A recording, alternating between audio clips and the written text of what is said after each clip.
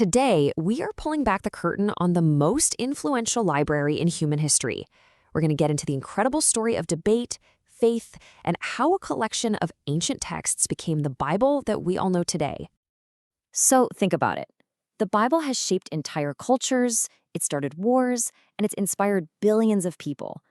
But it didn't just appear out of thin air, fully formed. Nope.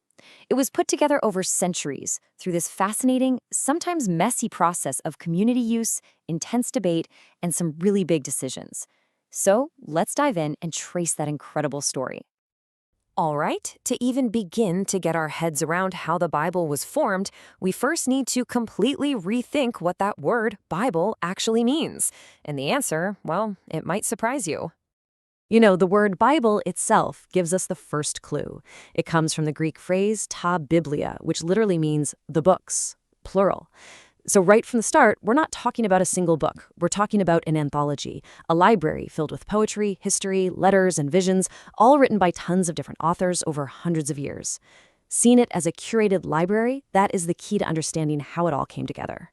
So the process of picking which books made it into this special library, that's called canonization. The word canon comes from a Greek word, canon, which means a measuring stick.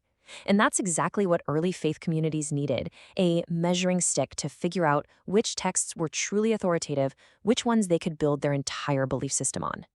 In those first few centuries after Jesus, there wasn't just one neat collection of texts. It was more like a creative explosion. There were writings popping up all over the place. Now, this timeline right here, this might just flip what you thought you knew on its head.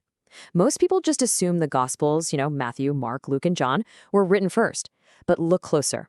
The letters from the Apostle Paul, they were already circulating for decades before the Gospels were even written. And the Gospels themselves weren't like live news reports from eyewitnesses. They were deeply theological stories put together long after the events they described. And yeah, those 4 Gospels we know today, they were just the tip of the iceberg. There were dozens of other Gospels, letters, and wild apocalyptic visions floating around. Books like the Gospel of Thomas or the Shepherd of Hermas were actually super popular in some communities. Each one offered a totally unique and, sometimes contradictory take on Jesus. It was a vibrant and honestly pretty chaotic literary scene. This explosion of texts reflected some really deep disagreements about what to believe. On one hand, you had the emerging Orthodox view. The physical world is good, and Jesus was both human and divine. But then you had competing groups, like the Gnostics, who believed the material world was an evil prison. For them, Jesus was this pure spirit who came to offer secret knowledge, or gnosis, to help people escape. This huge clash of ideas created a real urgency to define what exactly Christians believed. Okay, so you've got this flood of different books and all these competing ideas. How on earth did the early church communities even start to forge that measuring stick we talked about? How did they decide which books were in and which were out? Well, it wasn't some formal committee sitting in a back room at first. It was a much more organic process, guided by a few key questions. First, did it have an apostolic origin? Was it connected to the original apostles? Second, universal acceptance. Was it being used by churches all over the empire, not just in one little town? Third, and this one's huge, its liturgical use. Was it being read out loud when people gathered for worship? And finally, did it have a consistent message that lined up with the core beliefs they already held? And this wasn't just a theoretical exercise. By the late 2nd century, church leaders like Irenaeus were already writing about a core group of texts. We even have ancient documents like the Muratorian Canon, which is one of our earliest lists of what they considered authoritative books. You can see a consensus was already starting to form from the ground up, long before any emperor or official council got involved. But those official moments, they did eventually come. In the 4th century, a massive shift in the Roman Empire really pushed this informal agreement towards something much more official. A huge turning point came in the year 325 CE. The Roman Emperor, Constantine, who had recently converted to Christianity, called this massive meeting of bishops from all across the empire. Now, there's a really common myth that the Bible as we know it was decided on at the Council of Nicaea. Let's clear that up right now. That's not quite right. Nicaea's main job was to sort out a huge debate about the nature of Christ. But what the council did do was create a whole new environment. For the very first time, Christianity had the emperor's backing, and that created a powerful push towards standardizing everything. And here's a perfect example of what that looked like.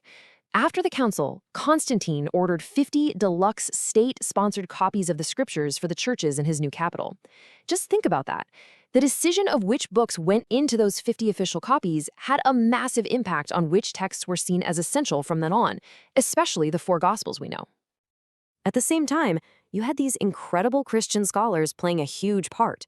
The historian Eusebius, who was around at the same time as Constantine, acted like a master librarian. He meticulously researched and cataloged the massive body of Christian writings, sorting them into categories: books that were universally recognized, ones that were disputed, and others he thought were just plain spurious or heretical. His work was absolutely vital in helping the church clarify its own thinking. So, after centuries of community use, scholarly debate, and official councils, you'd think everyone would end up with the exact same Bible, right? Well, that's not what happened. While the 27 books of the New Testament became incredibly consistent across the board, the Old Testament is a completely different story. Different faith communities held on to different collections. The Jewish Tanakh, which is the foundation for the Christian Old Testament, has 24 books. Protestants have 39.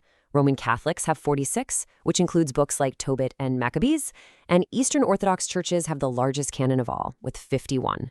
This diversity is a direct echo of the complex history we've just been talking about. So, if there's one crucial point to take away, it's this. The Bible didn't just drop from the sky perfect and complete. It is a library, and it was carefully, thoughtfully curated by communities of human beings. It was forged in fiery debate, shaped by the real-world needs of worshipers, and preserved through centuries of incredible faith. And that leaves us with one final big thought. Understanding this very human history of how the Bible was formed, it doesn't diminish its importance at all. If anything, it invites a deeper question. If this sacred library was chosen by communities of people wrestling with their faith and their world, what does that mean for how we read it and how we understand its message for us today?